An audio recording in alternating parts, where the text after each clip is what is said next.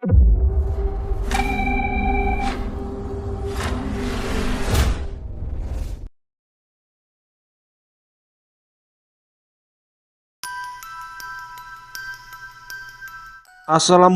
warahmatullahi wabarakatuh. Salam sehat dan sejahtera selalu.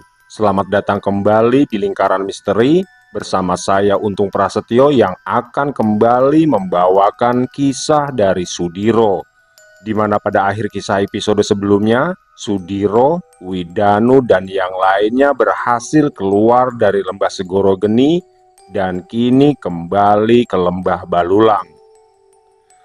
Tapi sebelum kita masuk ke ceritanya, jangan lupa untuk terus mendukung channel Lingkaran Misteri dengan menekan tombol subscribe dan juga tombol like-nya.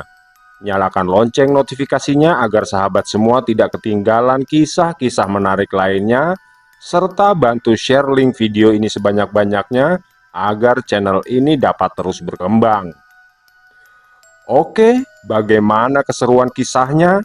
Mari kita simak ceritanya.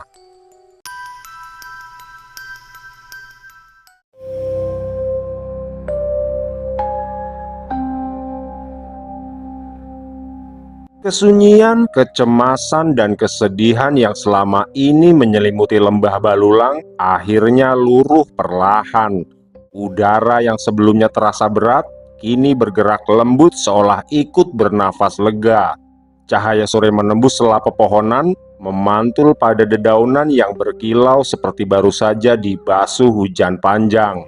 Langkah pertama Sudiro yang menginjak tanah lembah Balulang membawa perubahan. Getaran halus merambat di permukaan bumi, bukan sebagai peringatan melainkan sebagai sambutan. Energi murni yang menjaga lembah itu berdenyut pelan, menyadari kembalinya para penjaga yang telah lama pergi menantang takdir. Widanu berjalan di sisi ayahnya, nafasnya terasa lebih ringan untuk pertama kalinya sejak sekian lama. Wana rupa melayang rendah dengan wujud yang tenang, sementara Gatra Pawira dan Wana Geni menahan langkah, membiarkan momen itu menjadi milik keluarga yang telah lama berpisah. Dan ketika Sri Kanti melihat mereka, waktu seakan berhenti. Sesaat dia berdiri kaku, seolah takut penglihatannya hanyalah bayangan dari harapan yang terlalu sering dia peluk dalam doa.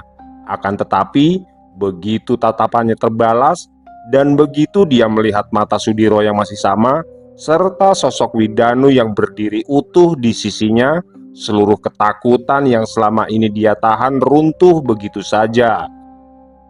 Tangis haru pun pecah, dia berlari tanpa peduli air mata yang membasahi wajahnya.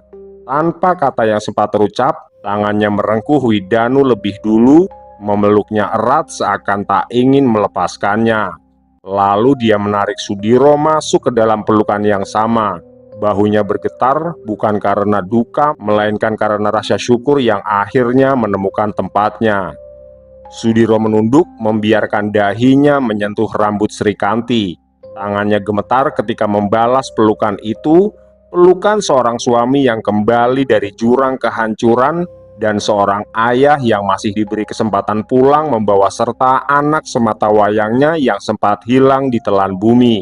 Nafasnya tersengal pelan, seolah baru kini dia benar-benar sadar bahwa semua telah berlalu. Widanu menutup mata di dalam pelukan ibunya. Semua ketegangan yang selama ini dia pikul perlahan menguap. Untuk sesaat dia bukan penjaga, bukan pewaris kekuatan, dan bukan saksi kehancuran. Tapi dia hanyalah seorang anak yang akhirnya kembali pulang. Di belakang mereka, Abah Uta dengan dada yang naik turun menahan rasa.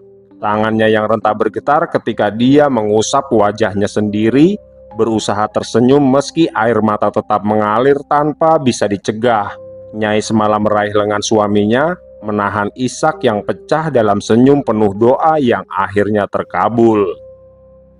Syukurlah, akhirnya doa-doa kita dapat terwujud hari ini, ucap Abah Uta lirih yang suaranya nyaris tak terdengar tapi cukup untuk membuat lembah itu terasa lebih hangat. Energi murni lembah Balulang bergetar lembut seperti nyanyian sunyi yang merayakan kepulangan. Angin membawa aroma tanah dan dedaunan, burung-burung kecil kembali berkicau di kejauhan, dan cahaya senja merangkul semuanya dalam warna keemasan yang menenangkan. Tidak ada sorak, tidak ada perayaan besar, hanya pelukan, air mata, dan keheningan yang kini terasa damai.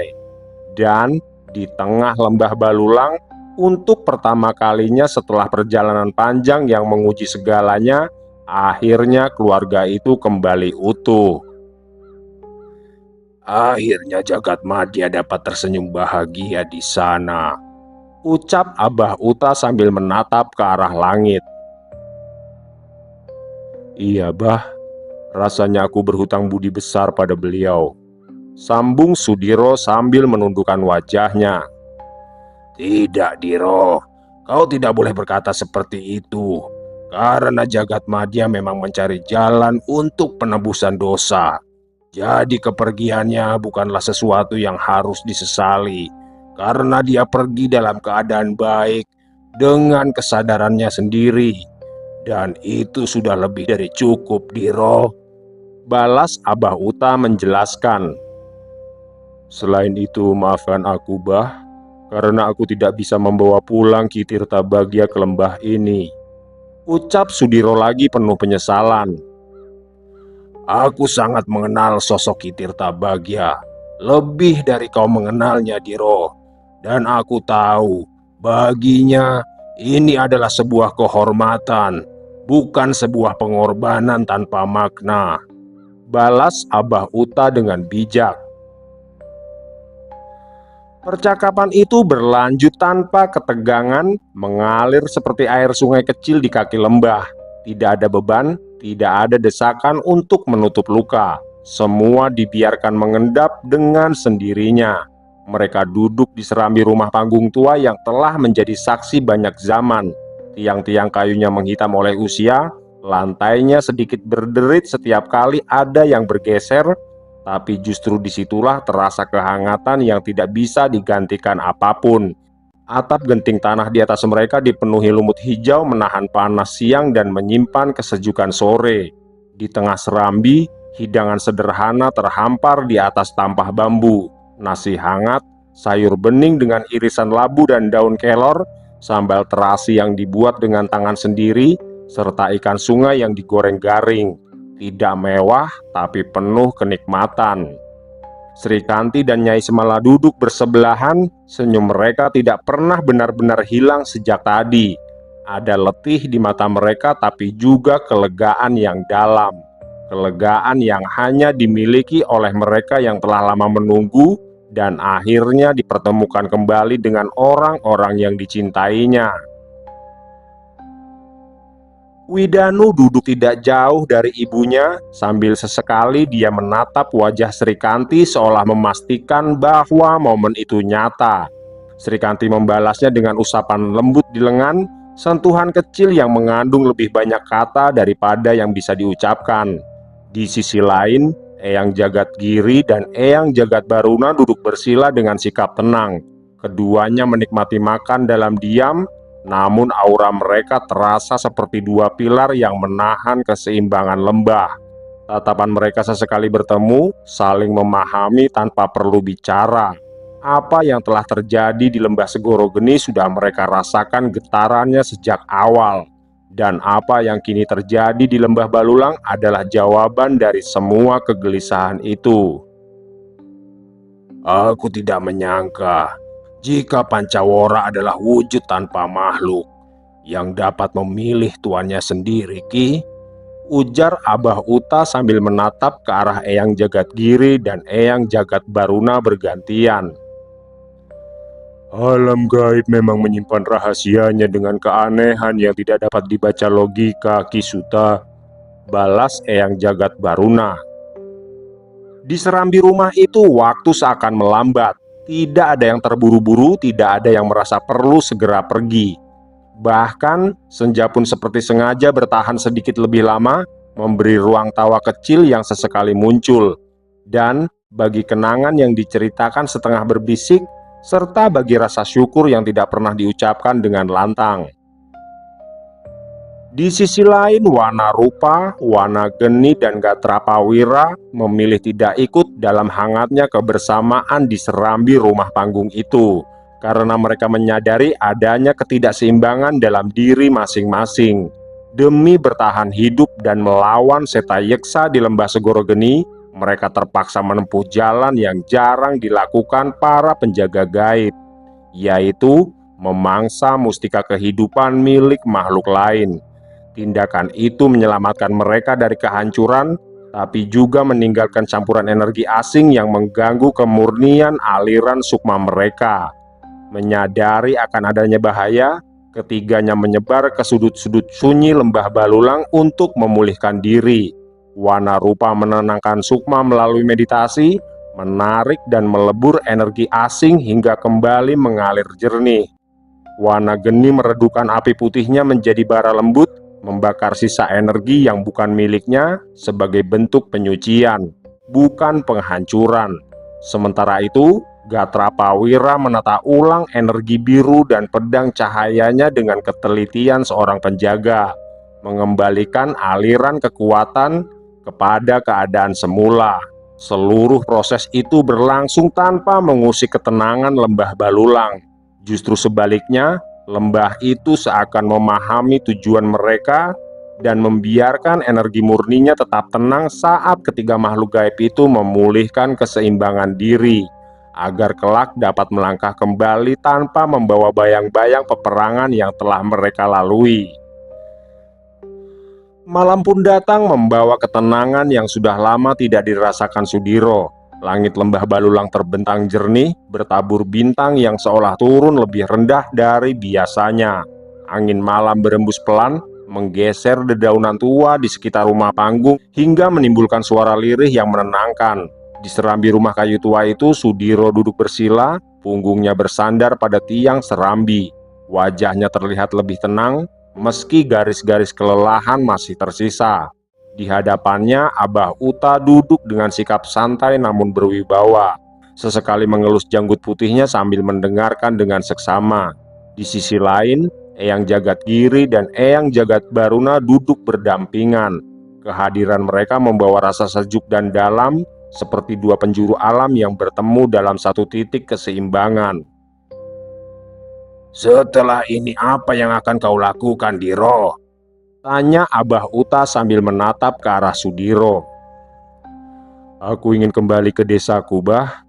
Hidup layaknya orang-orang di sana, menggarap sawah dan ladang peninggalan orang tuaku, dan memelihara hewan ternak," balas Sudiro sambil tersenyum. "Tapi sepertinya itu baru rencanaku, Bah. Karena saat ini Widanu telah kehilangan ilmu Pancawara, dan anak itu benar-benar kosong sekarang. Jadi aku ingin mengajarinya beberapa ilmu ajian yang aku miliki," imbuh Sudiro menjelaskan. "Sepertinya itu adalah hal penting yang tidak dapat diabaikan, Diro. Karena seseorang dengan mata batin yang telah terbuka sempurna harus memiliki pegangan ilmu dan juga ajian untuk melindungi dirinya sendiri," balas Abah Uta dengan bijak. "Kalau memang begitu, kami juga siap membantumu, Diro. Widanu adalah pemuda yang sudah menjelajahi alam tak kasat mata, yang tidak bisa didatangi sembarang orang. Dan benar apa yang dikatakan Ki Suta, jika Widanu harus memiliki ilmu dan ajian untuk berjaga-jaga, maka dari itu aku juga akan menurunkan beberapa ilmu yang aku miliki," ujar Eyang Jagadgiri. "Benar sekali. Aku pun ingin Widanu menjadi penerus dari ajian Segara Tirta, yang kelak dapat menjaga keseimbangan antara daratan dan lautan, serta antara dunia nyata dan alam gaib," sambung Eyang Jagatbaruna. "Kalau begitu, Widanu akan memiliki ilmu-ilmu kesaktian dari beberapa sumber, Diro. Api dari ajian-ajianmu, Tirta dari Jagatbaruna, angin dari Jagadgiri, dan madya dariku. ujar Abah Uta sambil menatap ke arah Widanu yang berada tidak jauh dari Sudiro. "Kalau begitu, kita bisa beristirahat dengan tenang, Giri, karena sebentar lagi kita akan memiliki pengganti yang ada dalam satu orang sekaligus," balas Eyang Jagat Baruna penuh keyakinan. Malam kian menua dan percakapan itu perlahan mereda dengan sendirinya, seolah telah sampai pada titik yang tak perlu lagi diucapkan dengan kata-kata. Lampu minyak di serambi tetap menyala, apinya kecil namun teguh, seperti kesadaran yang baru saja dipulihkan setelah sekian lama terombang-ambing. Angin malam lembah Balulang berembus pelan, suara serangga malam mengisi sela-sela keheningan, bukan sebagai gangguan melainkan sebagai penanda bahwa alam kembali berjalan dengan ritme yang wajar. Di bawah serambi, bayangan tiang-tiang kayu memanjang menari perlahan mengikuti getar cahaya lampu. Sudiro menarik nafas panjang, dadanya terasa lebih lapang dari sebelumnya. Beban yang selama ini menekan berganti dengan keteguhan yang tenang. Di hadapannya terbentang bukan lagi jalan penuh pertarungan, melainkan jalur sunyi yang harus ditempuh dengan kesabaran dan lelaku. Widanu duduk tidak jauh darinya, bersandar pada dinding kayu serambi. Tatapannya menerawang ke halaman, ke arah hamparan lembah yang diselimuti cahaya bulan.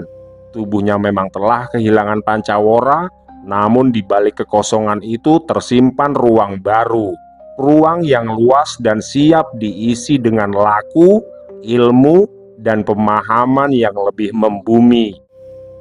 Wajahnya tenang, tidak lagi menyimpan kegelisahan seperti sebelumnya, seolah jiwanya telah menerima bahwa apa yang hilang bukanlah akhir, melainkan awal dari perjalanan yang berbeda. Sri Kanti dan Nyai Semala lebih dulu masuk ke dalam rumah. Di dapur Baratungku masih menyisakan kehangatan dan aroma sisa masakan sederhana melekat di udara.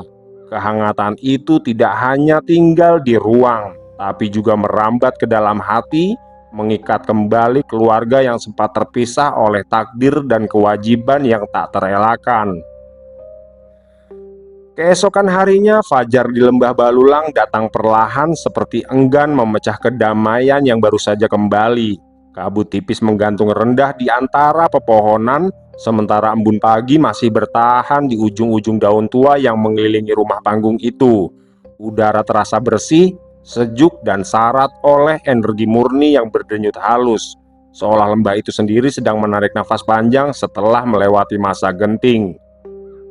Menjelang siang, Abah Uta memulai apa yang telah dibicarakan bersama Sudiro semalam. Langkahnya ringan tapi mantap ketika dia berjalan menyusuri jalur tanah menuju bagian lembah yang jarang didatangi. Widanu mengikutinya dengan tenang, tanpa beban di wajahnya, meski di dalam dadanya ada ruang kosong yang belum sepenuhnya terisi. Kekosongan itu tidak lagi menakutkan, tapi lebih menyerupai tanah lapang yang menunggu benih baru. Mereka menembus rimbun pepohonan hingga tiba di sebuah celah batu besar yang tertutup lumut tebal dan akar-akar tua. Di baliknya terbuka mulut sebuah goa yang sunyi dan dalam. Dinding batunya menghitam oleh usia, tapi memancarkan getaran halus yang terasa akrab dan agung. Goa itu pernah menjadi tempat pertapaan dari Eyang Nagawana, saksi bisu dari laku panjang, kesabaran, dan perjanjian-perjanjian tua antara alam dan penjaganya. Widanu melangkah masuk perlahan. Di dalam udara terasa berbeda, lebih pekat, seakan setiap tarikan nafas menyentuh lapisan sukma terdalam. Abah Uta memintanya duduk bersila di tengah ruang goa, tepat di atas batu datar yang telah halus oleh waktu.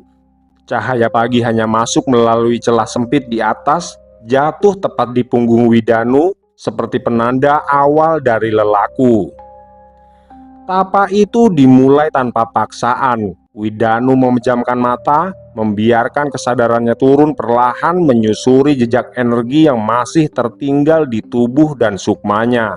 Di sana dia merasakan sisa-sisa denyut lama, bekas energi pancawara, gema pertarungan besar, dan serpihan energi asing yang pernah singgah.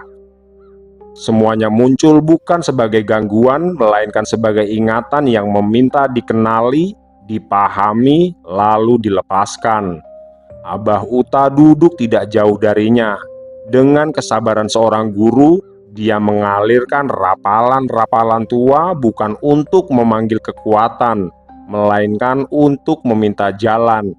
Setiap mantra berfungsi sebagai penanda, membantu Widanu memisahkan mana energi yang masih layak disimpan dan mana yang harus dikembalikan sepenuhnya kepada alam. Getaran rapalan itu menyatu dengan dinding goa, beresonansi lembut seperti doa yang dilafalkan oleh bumi sendiri. Seiring berjalannya waktu, nafas Widanu menjadi lebih dalam dan teratur. Kekosongan di dalam dirinya perlahan berubah menjadi ruang jernih, tidak lagi gelap dan tidak pula penuh, melainkan telah siap diisi. Dia mulai mengenali aliran-aliran baru yang lebih halus, lebih manusiawi, tapi juga lebih kuat. Aliran itu tidak memaksa, tidak menuntut, hanya menunggu untuk dipelajari dengan lelaku dan kesungguhan. Di luar goa, matahari naik perlahan menyingkap kabut lembah sedikit demi sedikit. Cahaya pagi menyentuh pepohonan, tanah, dan bebatuan, seakan memberi restu pada lelaku yang sedang dijalani. Hari itu bukan tentang kekuatan besar atau ajian tinggi, melainkan tentang mengenal diri, tentang menyiapkan wadah agar ilmu yang kelak diturunkan tidak tumbuh liar, tetapi berakar dalam dan seimbang. Dan di dalam goa pertapaan itu, Widanu memulai langkah pertamanya sebagai seorang penjaga dirinya sendiri, di bawah bimbingan Abah Uta dan naungan warisan lelaku para leluhur yang tidak pernah benar-benar pergi. Beberapa hari berlalu, udara di sekitar Goa Nagawana terasa lebih hening dari biasanya. Tetesan air dari dinding batu jatuh teratur, seperti hitungan waktu yang menjaga lelaku Widanu tetap utuh. Tubuh pemuda itu masih duduk bersila di atas batu datar, nafasnya teratur, sementara denyut halus sukma berputar perlahan di dalam dirinya. Langkah kaki terdengar mendekat. Abah Uta telah berdiri di mulut goa, menatap Widanu cukup lama sebelum akhirnya melangkah masuk. "Sudah cukup, Jang," ucapnya pelan namun suaranya menembus lapisan batin Widanu. Perlahan, mata Widanu terbuka. Sorotnya jernih, tapi ada kelelahan yang tertinggal di sana. Dia menghela nafas panjang, lalu menundukkan kepala memberi hormat. "Apakah masih ada yang kau rasakan di dalam tubuhmu selama kau melakukan tapa ini, Jang?" tanya Abah Uta sambil duduk di hadapannya. "Ada, Bah," jawab Widanu singkat. "Kadang seperti aliran hangat yang naik dari dada, kadang dingin, dan kadang menekan dari punggung. Tapi semuanya tidak liar, Bah, hanya berputar seolah mencari tempatnya sendiri," imbuh Widanu menjelaskan. "Itu hanya sisa-sisa jejak perjalananmu di lembah Segoro Geni, Jang. Tidak berbahaya, tapi tidak boleh dibiarkan tanpa pelindung," balas Abah Uta mengangguk pelan. "Sekarang ikut aku, Jang. Ada satu ajian yang harus kau terima sebelum ilmu-ilmu lain diturunkan," imbuh Abah Uta, lalu berdiri dan menepuk pelan bahu Widanu. Widanu bangkit tanpa bertanya lagi, dan perjalanan pun membawa mereka ke sebuah air terjun tersembunyi di sisi barat lembah Balulang. Airnya jatuh dari ketinggian, menghantam batu hitam yang keras tapi tidak memercik liar. Justru terasa tenang, berat, dan kokoh, seperti watak batu karang yang menahan amukan laut. "Inilah tempatnya, Jang," ucap Abah Uta yang kini berdiri di depan air terjun itu. "Di sini kau akan belajar ajian Karangwana," lanjut Abah Uta menjelaskan. "Sebuah ajian perlindung, bukan untuk menyerang, bukan pula untuk membalas, tapi untuk menahan," imbuh Abah Uta lagi. Widanu hanya terdiam sambil terus menatap air terjun besar yang akan menjadi tempatnya melakukan tapa. Ajian inilah yang dulu membuat tubuhku masih berdiri, Jang. Saat ajian Sindung Geni milik ayahmu menghantam tanpa ampun, ujar Abah Uta sambil tersenyum. Widanu terdiam dengan wajah yang sedikit terkejut. Bahkan ajian Sindung Geni bisa dihentikan, Bah? Tanya Widanu penasaran. Bisa, Jang. Jika Karangwana sudah menyatu dengan niat dan kesadaran pemiliknya, api akan padam sebelum membakar, dan energi akan patah sebelum menembus sukma. Balas Abah Uta menjelaskan. Sekarang lepaskan semua niat menyerang dari dalam dirimu, karena ajian ini tidak mau bersanding dengan amarah. Duduklah dengan hati yang bersih dan pikiran yang jernih di bawah air itu, Jang. Ucap Abah Uta yang membuat Widanu mengangguk, lalu masuk ke dalam air dan duduk tepat di bawah air terjun. Tutup matamu dan dengarkan rapalan ini baik-baik. Lalu ulangi dalam batinmu, bukan dengan suara. Setelah itu Abah Uta mulai merapal mantra dengan suaranya yang berat, rendah dan bergetar seperti gema batu di perut bumi. Setiap kata seakan jatuh ke dalam air lalu meresap ke tubuh Widanu. Beberapa saat berlalu tubuh Widanu mulai bergetar halus. Air yang menghantamnya terasa berubah, tidak lagi sekedar air, melainkan lapisan keras yang membungkus kulit dan sukmanya. Dari dalam dadanya muncul rasa padat, kokoh seperti berdiri di atas batu karang yang tidak tergoyahkan. Rasakan saja, Jang. Jangan kau tolak dan jangan kau kendalikan. Biarkan dia tumbuh sendiri, karena mulai hari ini, sebelum ilmu apapun kau gunakan, Karangwana akan berdiri lebih dulu, menjaga tubuh dan menjaga sukmamu. Pungkas Abah Uta menjelaskan.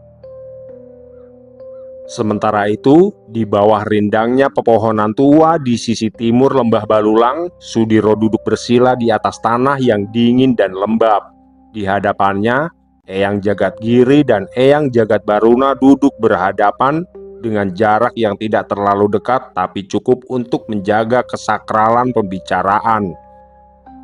Keheningan sesaat tercipta sebelum Eyang Jagadgiri menghela nafas panjang. Tatapannya menerawang jauh, seolah melihat lapisan-lapisan waktu yang telah berlalu. Sejak kematian Jagadmadya, keseimbangan dataran mulai goyah. Ucapnya pelan namun suaranya mengandung getar keprihatinan. Sudiro menunduk, dadanya terasa berat mendengar nama itu kembali disebut. Sosok yang telah menebus kesalahannya dengan kepergian yang bermartabat. Kami merasakannya, Diro. Dari pesisir hingga dataran rendah, air laut tidak lagi setenang dulu. Banyak makhluk penjaga yang mulai gelisah. Sambung Eyang Jagadbaruna sambil mengangguk perlahan. Hutan-hutan lindung ditebangi tanpa rasa takut. Gunung-gunung dilukai oleh tambang liar. Manusia sudah lupa bahwa tanah yang mereka injak bukan sekedar benda mati. Ucap Eyang Jagadgiri melanjutkan dengan suara yang kini lebih tegas. Jika ini terus dibiarkan, benturan antara manusia dan penguasa gaib wilayah tertentu akan semakin sering terjadi, Diro. Dan bila itu terus berlarut-larut, alam akan semakin murka. Imbuh Eyang Jagadgiri menjelaskan. Apakah sudah separah itu, Ki? Tanya Sudiro sambil mengangkat wajahnya. Lebih parah dari yang terlihat, Diro. Jawab Eyang Jagadgiri. Selama ini Jagadmadya menjadi penyeimbang dataran, menenangkan makhluk-makhluk gaib yang menguasai hutan kecil, sungai, dan pemukiman. Dia menjadi jembatan agar konflik tidak menjalar menjadi bencana. Imbuhnya lagi dengan wajah yang terlihat lebih serius. Tanpa penjaga madya, banyak dukun-dukun sakti bekerja membabi buta, Diro. Mereka bersatu mengalahkan penjaga gaib wilayah tertentu dan menjadikan wilayah itu sebagai tambang atau lahan untuk ditanami. Sambung Eyang Jagat Baruna. Karena itulah kami ingin menawarkan sesuatu padamu, Diro. Kami berdua ingin kau yang menggantikan posisi Jagat Madya. Ungkas Eyang Jagat Baruna menjelaskan maksudnya. Hening jatuh di antara mereka bertiga bukan hening yang kosong, melainkan hening yang syarat makna. Angin lembah berembus pelan, menggerakkan dedaunan tua di sekitar tempat Sudiro berada, seakan mereka ikut menyimak keputusan besar yang baru saja dilontarkan ke udara. Sudiro tetap tertunduk, bayangan perjalanan penjaganya kembali melintas. Darah, api, pengorbanan, dan kehilangan. Wajah Eyang Jagat Madya terlintas jelas dalam ingatannya, bukan sebagai penjaga yang sempurna, tapi sebagai sosok yang pernah tergelincir, lalu memilih menebus segalanya dengan nyawa dan martabat. Tawaran itu terasa seperti beban yang diwariskan bersama kepercayaan, bukan kehormatan semata. Eyang Jagatgiri memandang Sudiro dengan sorot mata yang dalam. Di balik ketegasan penjaga pegunungan itu, tersimpan kegelisahan seorang saksi alam yang telah terlalu lama melihat luka yang sama terulang. Gunung-gunung yang terkelupas perutnya, hutan yang tak lagi berbisik ramah, dan makhluk-makhluk penjaga yang mulai kehilangan kesabarannya.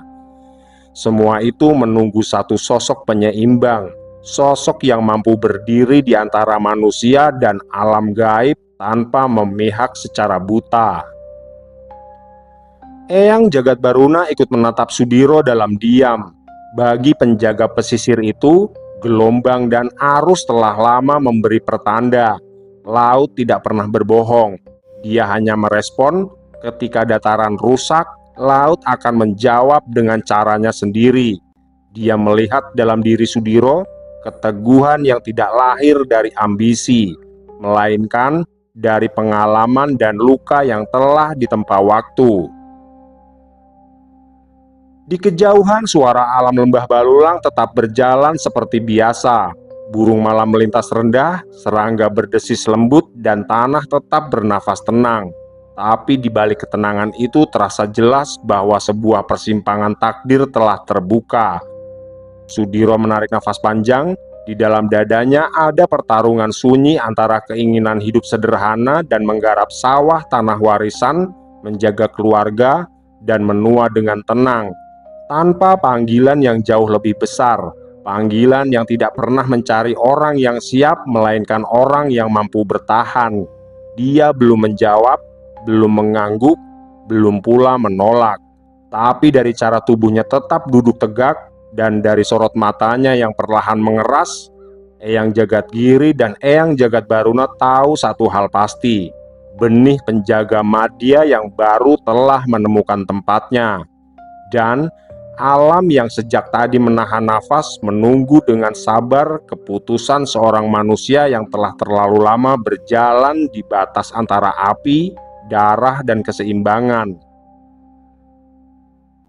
Hari dan minggu perlahan berlalu. Perubahan besar mulai tampak pada diri Widanu. Ajian Karangwana telah meresap sempurna dalam tubuhnya, menjadi lapisan pertama yang kokoh. Bukan hanya sebagai pelindung raga, tapi juga sebagai penyangga sukma yang pernah diguncang oleh kekuatan-kekuatan besar di lembah Segoro Geni. Energi itu tidak lagi terasa asing di dalam dirinya, tapi dia mengalir tenang dan padat seperti batu karang tua yang tak goyah diterpa gelombang. Tubuh Widanu kini berbeda, nafasnya lebih teratur dan langkahnya lebih ringan, serta sorot matanya memantulkan kejernihan yang belum pernah ada sebelumnya.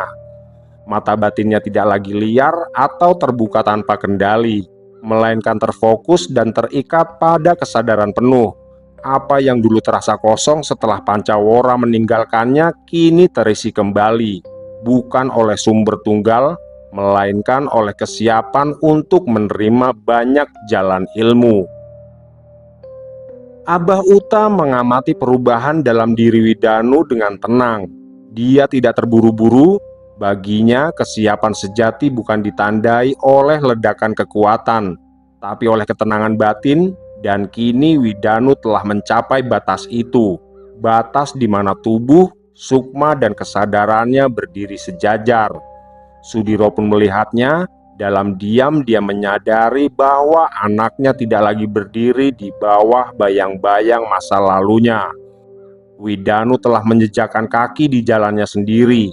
Api yang kelak akan dia turunkan bukan lagi api yang membakar tanpa kendali, melainkan api yang tahu kapan harus menyala dan kapan harus padam. Sementara itu, Eyang Jagadgiri dan Eyang Jagadbaruna mulai merasakan resonansi halus dari diri Widanu. Angin pegunungan dan denyut samudra sesekali bergetar pelan ketika pemuda itu bermeditasi. Seolah dua penjuru alam tersebut tengah menguji kesiapan calon pewaris ilmu mereka. Tidak ada penolakan dan tidak ada kegelisahan. Alam menerima kehadirannya dengan sikap waspada tapi terbuka.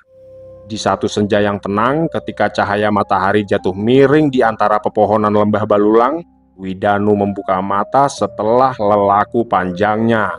Tidak ada kilatan cahaya, tidak ada gejolak energi besar.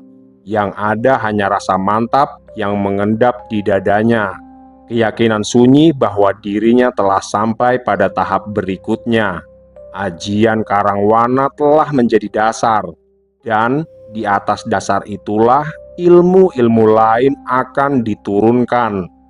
Api, air, angin, dan madya bukan untuk menjadikan makhluk yang paling sakti, tapi manusia yang mampu berdiri di tengah pusaran dunia tanpa kehilangan arah. Aku rasa inilah saatnya yang tepat untuk kembali melanjutkan pembicaraan kita beberapa waktu yang lalu, Diro. Ucap Eyang Jagadgiri di antara Sudiro, Abah Uta, Widanu, Eyang Jagadbaruna, Sri Kanti, dan juga Nyai Semala. Ada apa lagi, Giri? Apa yang telah kalian bicarakan sebelumnya? Tanya Abah Uta penasaran. Beberapa waktu lalu, aku sudah menjelaskan keadaan dataran hutan yang mulai rusak oleh ulah segelintir orang. Ketika sang penjaga madya tidak ada di tempatnya, Suta. Maka dari itu, aku dan Baruna meminta Sudiro untuk menggantikan posisi Jagat Madya. Jawab Eyang Jagadgiri menjelaskan. Begitu rupanya. Ucap Abah Uta sambil menganggukkan kepalanya. Aku pikir itu bukanlah sesuatu yang mustahil, karena Sudiro sendiri memiliki kemampuan yang bisa dibilang melebihi mendiang Jagat Madya. Selain itu, dia juga memiliki sosok Gatra Pawira yang dapat membantunya menjalankan tugas itu. Imbuh Abah Uta yang membuat Eyang Jagadgiri dan Eyang Jagadbaruna tersenyum lega. Lalu apakah suamiku akan kembali berkelana meninggalkan keluarganya, Bah? Tanya Sri Kanti dengan nada kesal. Tidak juga, Kanti. Justru suamimu akan memiliki banyak waktu bersamamu dan juga Widanu. Karena sejatinya seorang penjaga hanya akan menjadi penengah ketika ada permasalahan di wilayahnya. Balas Abah Uta menjelaskan. Bukankah begitu, Giri? Baruna, tanya Abah Uta kepada dua penjaga wilayah pegunungan dan pesisir pantai itu. Apa yang dikatakan Suta Jenggala itu benar adanya, Kanti. Sama halnya seperti kami, Sudiro akan tetap berada di tengah-tengah keluarganya, beraktivitas di tengah masyarakat sambil menjaga keseimbangan dua alam yang berbeda. Balas Eyang Jagadgiri menjelaskan. Di antara mereka semua, keputusan itu menggantung seperti kabut tipis, tidak menekan tapi jelas terasa. Sudiro berdiri dalam diam, pandangannya menembus batas lembah Balulang. seolah melihat dataran luas yang selama ini berada di bawah naungan jagat madya. Kini, bayangan tanggung jawab itu perlahan berpindah dan mendekat ke langkah hidupnya sendiri. Sri Kanti menatap suaminya dengan mata yang masih menyimpan kekhawatiran, tapi di dalamnya tumbuh keyakinan baru. Dia melihat bukan seorang lelaki yang akan pergi menjauh, melainkan seorang suami yang akan semakin mengakar di tanah yang dicintainya. Widanu berdiri tak jauh dari keduanya, merasakan getaran halus dalam dadanya, perasaan bahwa keluarganya sedang berdiri di persimpangan takdir yang besar, tapi tidak memisahkan mereka satu sama lain. Aku rasa Sudiro sanggup memikul tanggung jawab itu, Giri. Dan aku pikir Sri Kanti juga akan mendukung tugas baru suaminya, ucap Abah Uta sambil menatap ke arah Sudiro dan Sri Kanti bergantian. Selama suamiku masih berada di sisiku, aku akan mendukungnya, Bah, balas Sri Kanti tanpa sedikit pun rasa ragu. Kalau begitu, aku siap untuk memikul tanggung jawab ini, Bah, sambung Sudiro dengan penuh keyakinan. Syukurlah kalau begitu. Akhirnya dataran sudah memiliki penjaganya yang baru, dan kini orang-orang tidak akan berbuat semena-mena lagi terhadap alam yang semakin rusak ini, balas Abah Uta sambil tersenyum dan memandang ke arah Eyang Jagadgiri serta Eyang Jagadbaruna. Dan aku ingin, sebelum kita semua pergi dari Lembah Balulang, kita harus menurunkan beberapa ilmu dan ajian kepada Widanu, karena aku yakin takdir anak ini akan lebih besar dari sang ayah, pungkas Abah Uta sambil menatap ke arah Eyang Jagadgiri dan Eyang Jagadbaruna serta Sudiro. Fajar di Lembah Balulang datang dengan udara yang lebih tipis dan dingin dari biasanya. Kabut pagi menggantung rendah di antara pepohonan tua, bergerak perlahan seperti nafas alam yang sedang mengatur ulang dirinya sendiri. Di saat itulah, Widanu mulai menjalani lelakunya yang baru, di bawah bimbingan langsung Eyang Jagadgiri. Mereka tidak berjalan jauh, tapi setiap langkah membawa Widanu semakin menjauh dari kenyamanan dunia yang dia kenal. Lereng berbatu yang menghadap jurang hijau menjadi tempat awal lelaku dimulai. Angin berembus tanpa henti di sana, kadang lembut seperti belayan, kadang tajam seperti bilah tak kasat mata. Eyang Jagadgiri berdiri tegak menghadap Cakrawala, seolah menyatu dengan hembusan yang melintas di sekelilingnya. Widanu diminta duduk bersila di atas tanah yang dingin dan membiarkan tubuhnya terbuka sepenuhnya pada aliran udara. Tidak ada perlindungan dan tidak ada penyangga, hanya raga, sukma, dan angin. Nafasnya diatur pelan, mengikuti ritme alam pegunungan. Setiap tarikan nafas membawa hawa dingin yang masuk ke dada. Setiap hembusan dilepas bersama sisa-sisa energi asing yang pernah bersemayam dalam dirinya.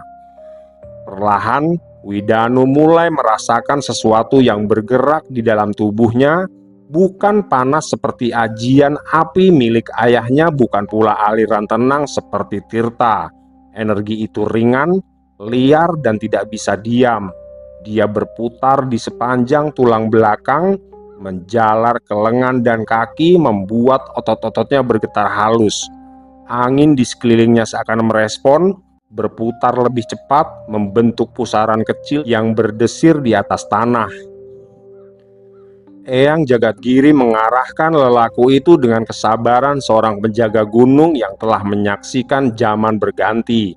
Widanu diajarkan untuk tidak melawan angin, tetapi menjadi jalan baginya. Ketika tubuhnya menegang, angin justru menekan. Namun, saat dia mengendurkan diri, pusaran itu menyatu, mengalir masuk, dan berdiam di pusat sukma. Hari demi hari berlalu dalam laku yang sama. Widanu berlatih, berdiri di tepi jurang dengan mata terpejam, membiarkan hembusan angin menopang keseimbangannya. Dia belajar melangkah tanpa pijakan jelas, Tubuhnya bergerak mengikuti arus yang tak terlihat. Setiap kali dia jatuh terduduk, angin justru mengangkatnya kembali seolah mengingatkan bahwa dia belum sepenuhnya percaya. Pada suatu senja ketika langit berwarna jingga pucat dan awan bergerak cepat di atas kepala, perubahan itu akhirnya terjadi. Saat Widanu membuka mata, angin di sekelilingnya berhenti sejenak, dan suasana menjadi hening yang aneh seperti penuh tekanan. Lalu dengan satu tarikan nafas yang mantap, energi dalam tubuhnya meledak keluar sebagai hembusan besar. Rumput-rumput rebah serempak, kabut tersibak, dan dedaunan beterbangan membentuk lingkaran luas. Ajian Kalamaruta telah menemukan wadahnya. Widanu berdiri tegak di tengah pusaran angin yang kini tunduk padanya. Tubuhnya terasa ringan, seolah dapat melesat kapan saja. Setiap gerak kecil kakinya meninggalkan desis udara, setiap ayunan tangannya memanggil hembusan yang patuh. Tapi yang terpenting, di dalam dirinya tidak ada kesombongan, hanya kesadaran bahwa kekuatan ini bukan untuk ditunjukkan, melainkan untuk dijaga.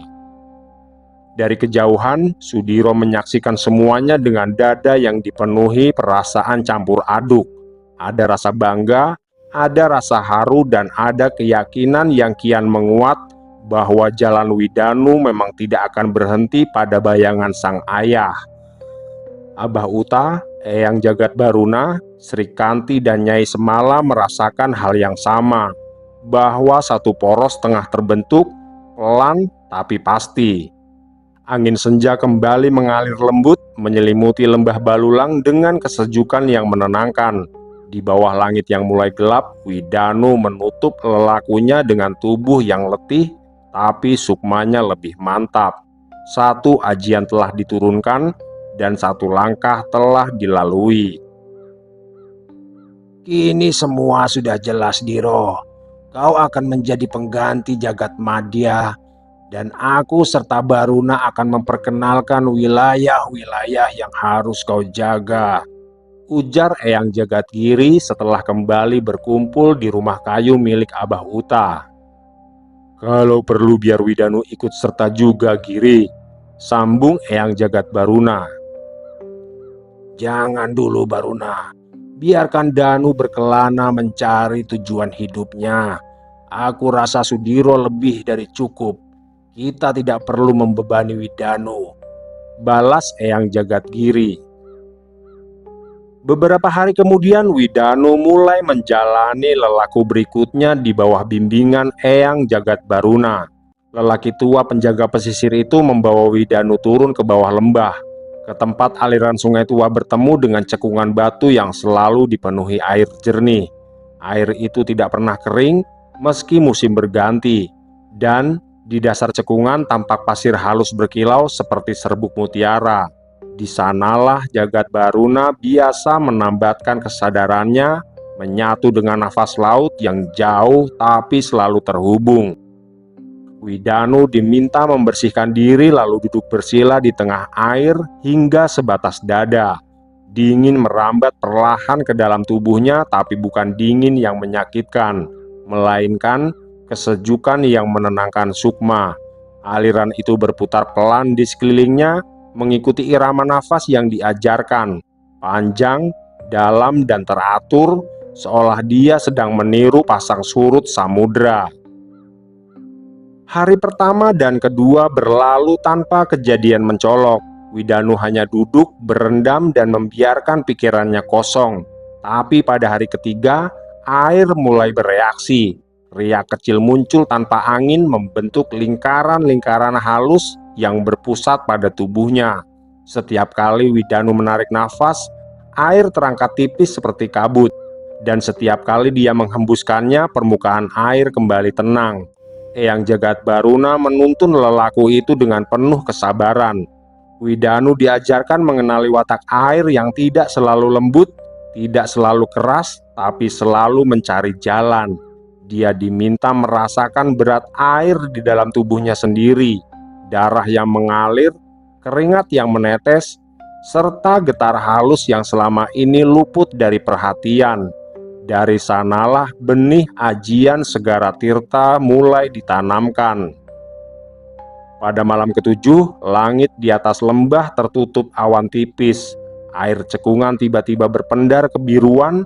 Widanu merasakan dadanya menghangat, lalu sejuk yang dalam, seperti sedang ditarik ke kedalaman laut yang sunyi. Dalam keheningan itu, aliran energi Tirta meresap ke Sukma, membentuk jalur-jalur baru yang kokoh dan bersih. Jalur yang tidak menyerang, melainkan menyeimbangkan. Ketika lelaku itu mencapai puncaknya, Widanu bangkit perlahan dari air. Tubuhnya basah, namun tidak ada air yang menetes dari pakaiannya, seolah cairan itu menyatu dan kembali ke tempatnya masing-masing. Di sekitarnya, air cekungan menjadi tenang sempurna, memantulkan wajahnya yang kini tampak lebih matang. Ajian Segara Tirta telah bersemayam, bukan sebagai kekuatan untuk menenggelamkan atau menghancurkan, melainkan sebagai penjaga aliran yang mampu meredam amukan energi, menyucikan racun gaib, dan menenangkan benturan antara dataran dan lautan. Sebuah ajian yang akan berjalan seiring dengan kala maruta, mengikat angin dan air dalam satu keselarasan. Dari kejauhan, Sudiro, Abah Uta, Eyang Jagadgiri, dan Eyang Jagadbaruna menyaksikan perubahan itu dalam diam. Mereka tahu Widanu sedang menapaki jalur yang tidak ringan. Dan mereka juga tahu bahwa setiap langkah yang dia jalani kini bukan lagi sekedar warisan, melainkan panggilan takdir yang mulai terbentuk dengan utuh. Setelah mendapatkan ilmu ajian dari Abah Huta, Eyang Jagadgiri, dan Eyang Jagadbaruna, kini Widanu mendapatkan gemblengan langsung dari sang ayah. Di pagi yang dingin dengan kabut tebal yang menyelimuti rumah kayu Abah Huta, Sudiro mengajak Widanu ke sebuah tempat di balik bukit.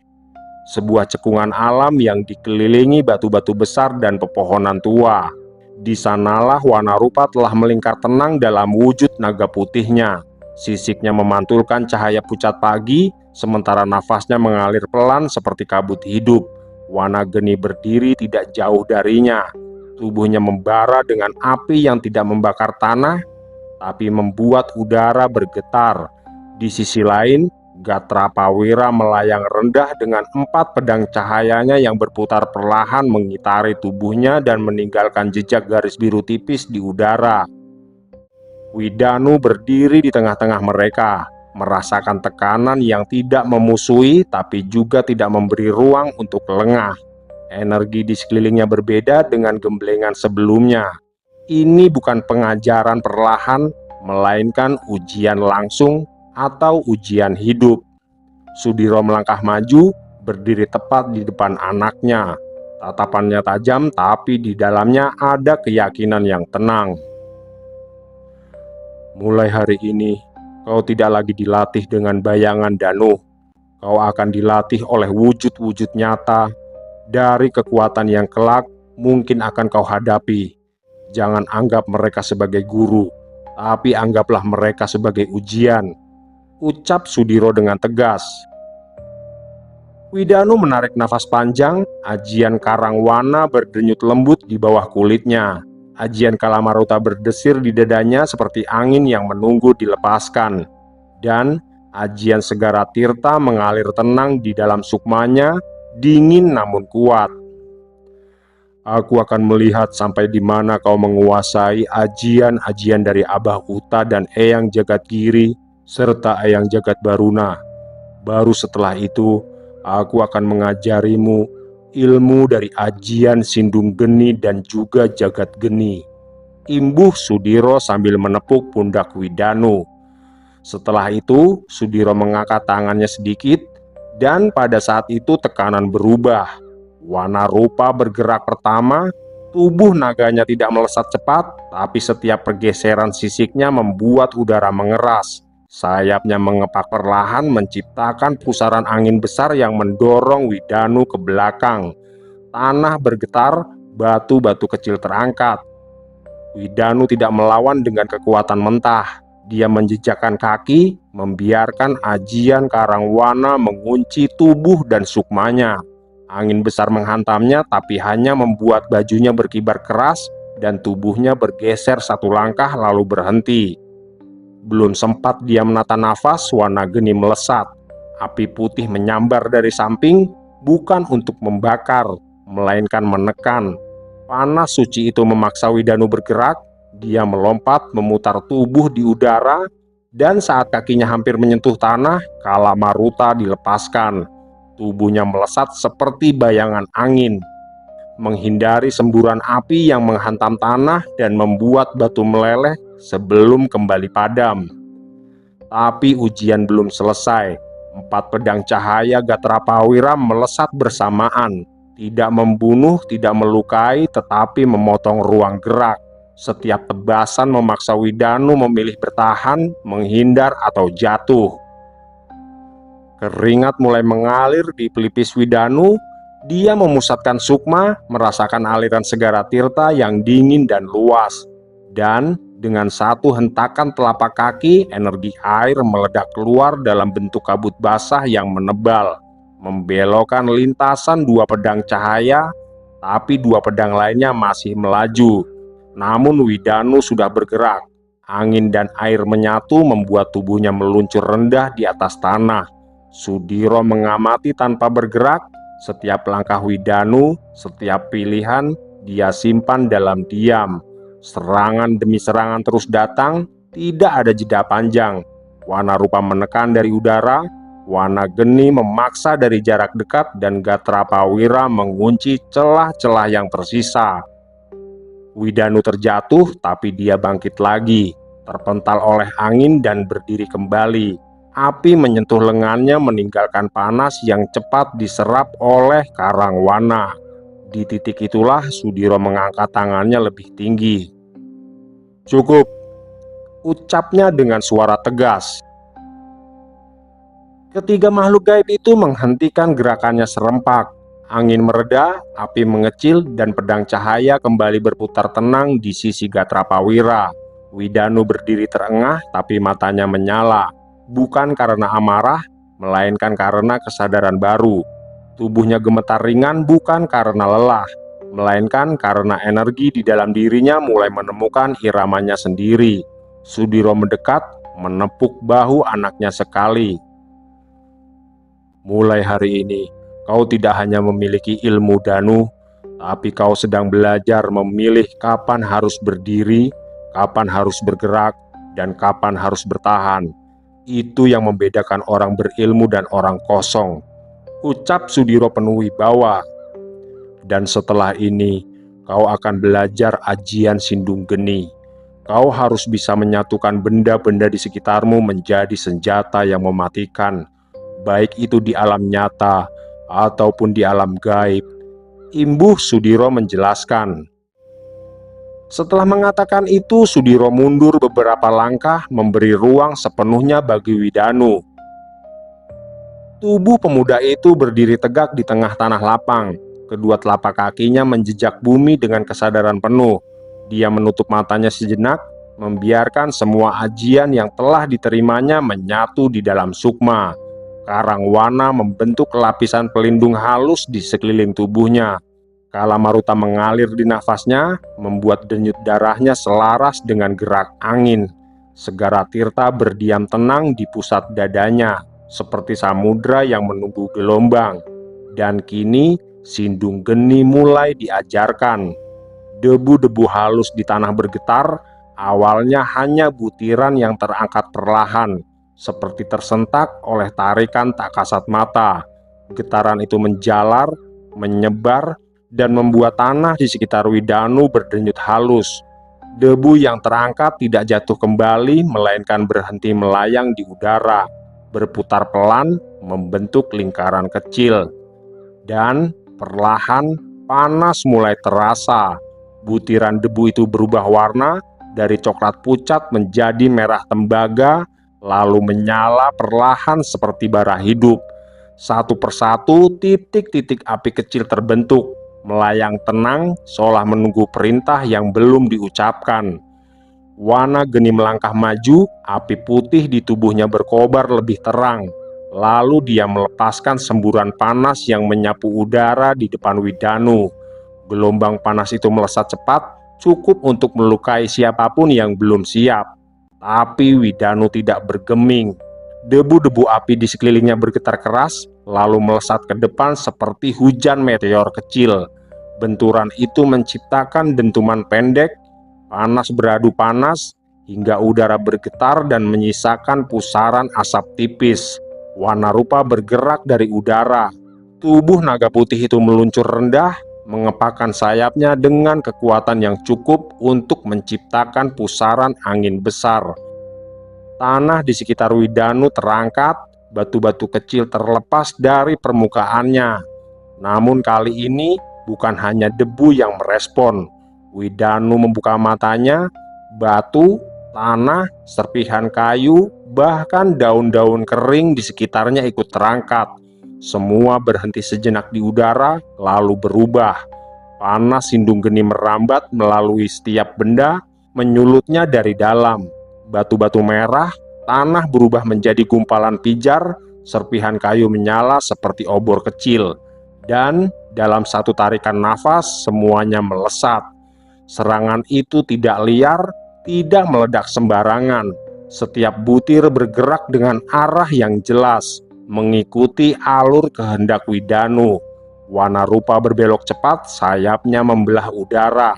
Sementara Gatrapawira melangkah maju, 4 pedang cahayanya menebas serangan-serangan pijar itu dengan presisi tinggi. Setiap benturan menghasilkan percikan cahaya dan panas yang berpendar singkat sebelum padam. Namun Widanu belum berhenti. Dia menjejakkan kaki ke tanah, memanggil Kala Maruta. Angin tiba-tiba menguat, memutar benda-benda pijar di sekelilingnya menjadi pusaran berlapis. Segara tirta mengalir, menahan panas agar tidak membakar tubuhnya sendiri. Sementara Karangwana menjaga sukmanya tetap tenang. Pusaran itu melesat ke arah Wana Geni. Api putih Wana Geni berkobar keras menyambut serangan itu dengan nyala kesunyian. Dua kekuatan ketemu bukan untuk saling menghancurkan, melainkan menguji batas. Panas, angin, dan cahaya beradu membuat tanah di bawah mereka retak halus sebelum akhirnya mereda. Ketika debu kembali jatuh dan udara mulai tenang, Widanu masih berdiri di tempatnya. Nafasnya teratur, tubuhnya berkeringat, tapi sorot matanya jernih dan fokus. Di sekelilingnya tanah yang semula biasa kini dipenuhi bekas pijar. Tanda bahwa setiap benda di sana telah merasakan sentuhan dari Sindung Geni. Sudiro mengamati dari kejauhan. Dia tidak melangkah mendekat, tidak pula memberi isyarat.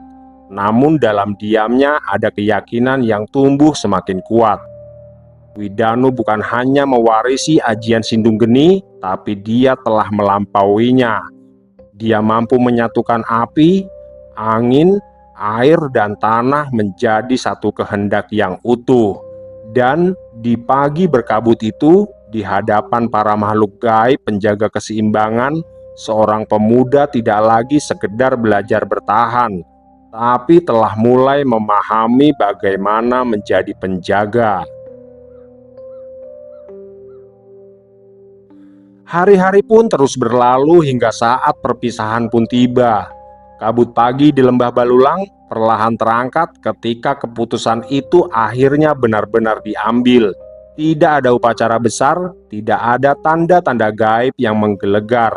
Hanya kesunyian yang terasa lebih dalam dari biasanya.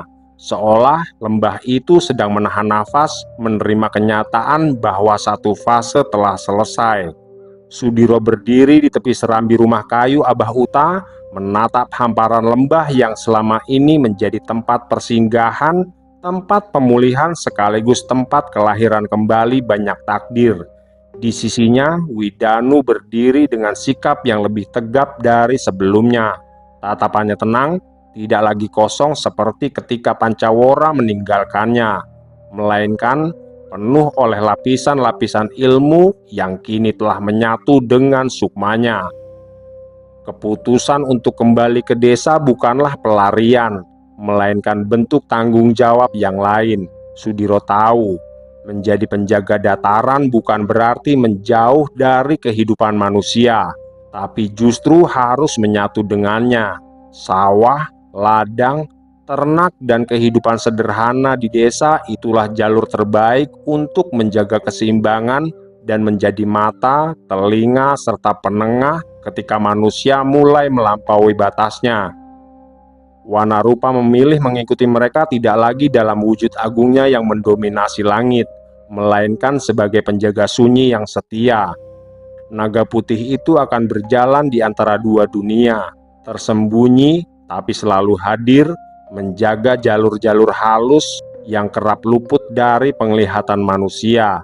Gatra Pawira pun ikut melangkah dengan 4 pedang cahaya yang kini lebih sering bersemayam dalam bentuk energi tenang, yang siap dipanggil kapanpun ketika keseimbangan kembali terancam.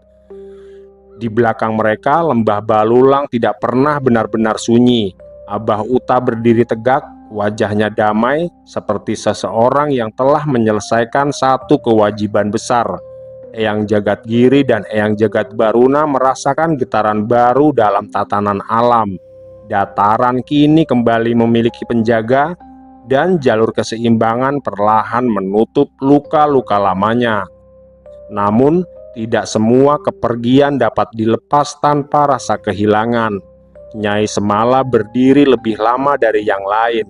Tatapannya mengikuti langkah Srikanti yang berjalan mendampingi Sudiro dan Widanu hingga batas lembah.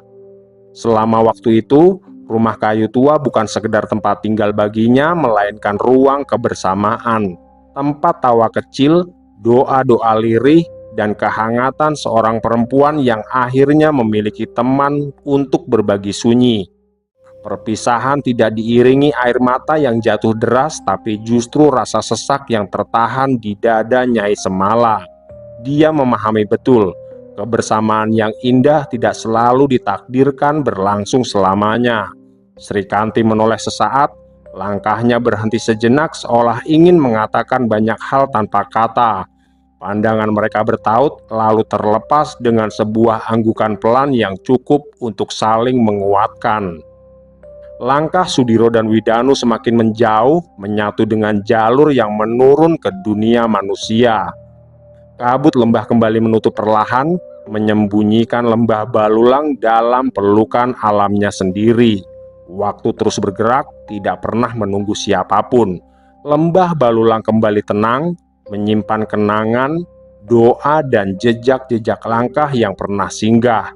Di sana, Nyai Semala berdiri sendiri di serambi rumahnya, merasakan kehilangan yang perlahan berubah menjadi keikhlasan. Karena setiap pertemuan memang membawa janji kebersamaan, dan setiap kebersamaan pada akhirnya selalu mengajarkan arti perpisahan. Bab ini ditutup oleh langkah yang menjauh, tapi dengan takdir-takdir baru yang mulai bergerak, menunggu saatnya untuk kembali diuji oleh waktu dan keseimbangan.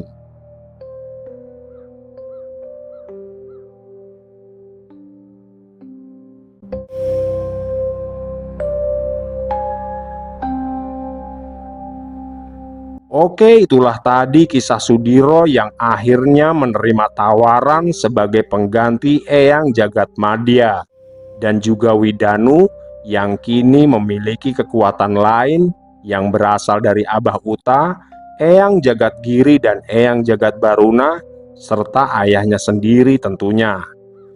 Terima kasih buat sahabat semua yang telah menyimak kisahnya hingga akhir. Saya Untung Prasetyo pamit undur diri. Mohon maaf jika ada kesalahan dalam berucap. Sampai jumpa pada episode berikutnya. Wassalamualaikum warahmatullahi wabarakatuh. Salam sehat dan sejahtera selalu.